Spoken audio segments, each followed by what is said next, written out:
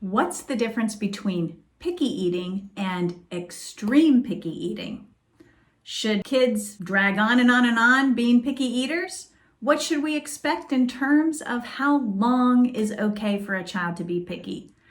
I'm talking about picky eating versus extreme picky eating so that I can help you recognize what's normal, what's not, and know what to do if you have somebody who has gone on far too long with their picky eating.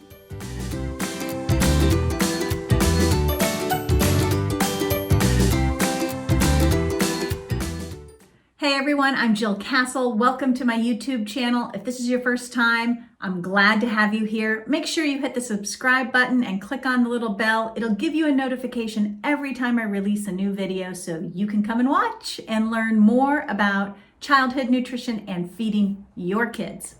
Today I'm talking about picky eating versus ARFID. ARFID stands for Avoidant Restrictive Food Intake Disorder. And that's a formal diagnosis, but a lot of us refer to those types of behaviors as extreme picky eating. So I'm talking about the difference today between normal picky eating versus extreme picky eating.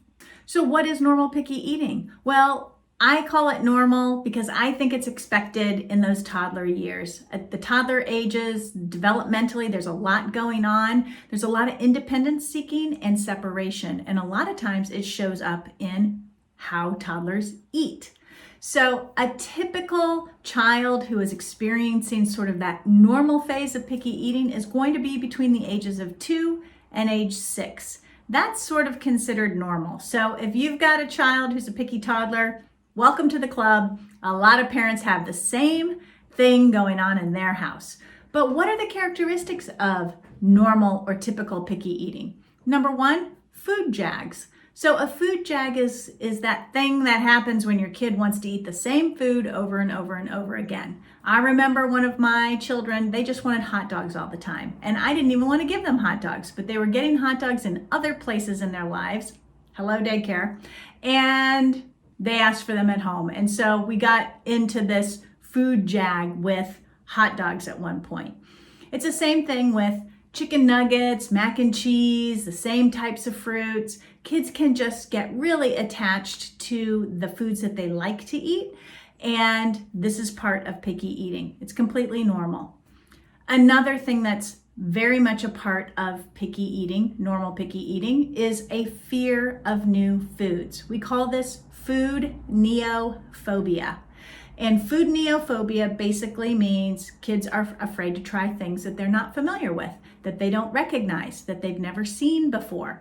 Again, this is a characteristic of typical picky eating.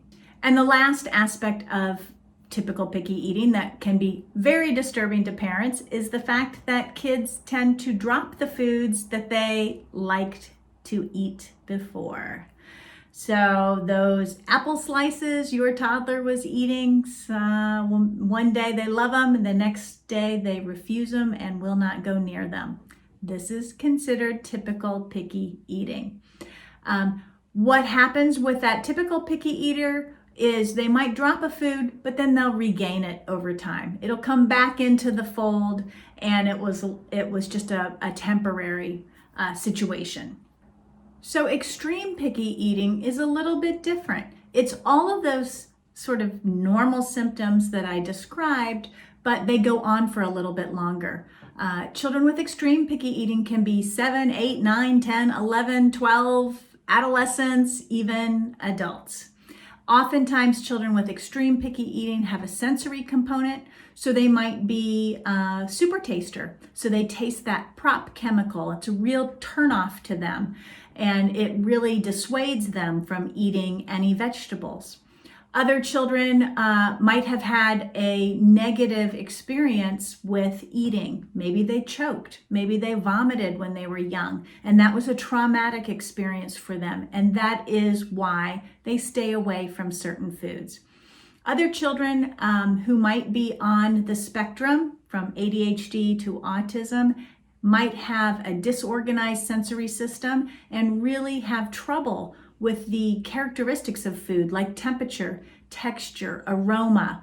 appearance. There are many different ways or many different symptoms and signs and reasons for why a child might still be picky past that sort of 6-year-old cutoff age. What we worry about with extreme picky eaters is their nutritional status and their growth and development. Sometimes these kids are growing perfectly normal. From the outside, looking at them from the outside, they look perfectly normal. They're normal, healthy body weight. They go to school, they play on sporting teams, they function in the world seemingly normally. But the parents know that they're missing significant types of foods, oftentimes a whole food group like vegetables or fruit or proteins.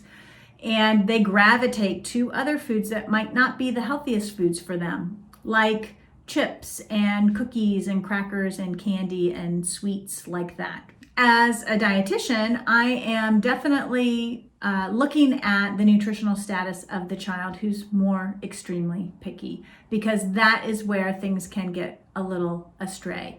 Not to mention the fact that we want children to eat a variety of foods. I don't expect children to like every food they get exposed to, but we want every child to have a positive interaction with all kinds of foods, even if they're afraid of them, even if they don't want to try them. We want to have an encouraging, positive environment for them. Now, when we look at the literature in terms of picky eating versus extreme picky eating, about 22% of children are picky eaters. And even though parents, about 1 out of every 2 parents will report their child as picky, the scientific data really tells us it's about 1 in 5 children who are truly picky. Scientific data also tells us that there's a genetic component to picky eating. So if you were a picky child or your partner was a picky child, it's a good chance that your child might have some of those picky eating tendencies because it's been transported through the gene pool. So for typical picky eating, as I sort of hinted before, I consider that to be normal. I consider that to be part of the developmental milestone of being a toddler and a preschooler. It's that desire to separate from the parent, that desire to be more independent, that desire to experience things on their own. That's why children say, no, I don't want that. No, I'm not going to eat that. It's again, part of that developmental job of the toddler and the preschooler. The difference with extremely picky eaters is they kind of passed that developmental milestone. It's really not about wanting to be independent and in charge of themselves. It is about something else. And that's where healthcare providers and you as parents can kind of dig in a little bit. Why is that child more picky? Is there some sensory characteristics, some things about food that your child is having a difficult time handling? Is it that your child is having a difficult time chewing and swallowing? Is there a mechanical obstruction there? Has your child experienced trauma around eating in the past? Vomiting in public, choking, and having that be a negative internalized experience? Is there an underlying medical condition? Is there, for example, chronic constipation and your child's just really backed up? There's no room for food in the tummy because the intestines are full of stool. So there's a lot of reasons why extreme picky eating can be happening. So for the extreme picky eater, it is not developmental, it's deeper.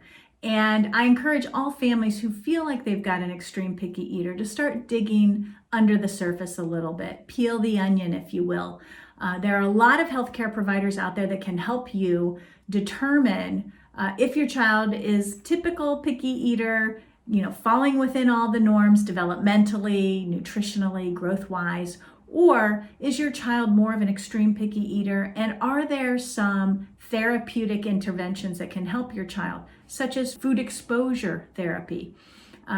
Or is it that your child needs help with chewing and swallowing? Or is it a medical concern that needs to be addressed? So check with your pediatrician if you feel like you have a picky eater on your hand, but it's at an extreme level.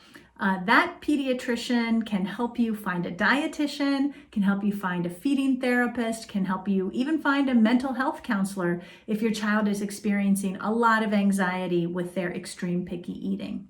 So that's it for today, folks. I hope I helped you understand the difference between typical picky eating and extreme picky eating. If you've got a child who does have extreme picky eating and you want a resource, you can head over to thenourishedchild.com. I have an ARFID guide that gives you some guidance around where you can find help and who does what with these kids. What does an occupational therapist versus a dietitian do? And where can you find these individuals to get you started with some help should you need it? All right, I hope you're having a wonderful week. Don't forget to subscribe to this channel. Click on the bell so you get notifications every time I release a new show, and make sure you are taking good care of yourself as well, because picky eating can be wearing and tearing on our patience and our goodwill, but we want to be as good-willed as we can with our kids, especially when we are feeding them and around food. We want kids to feel good about eating and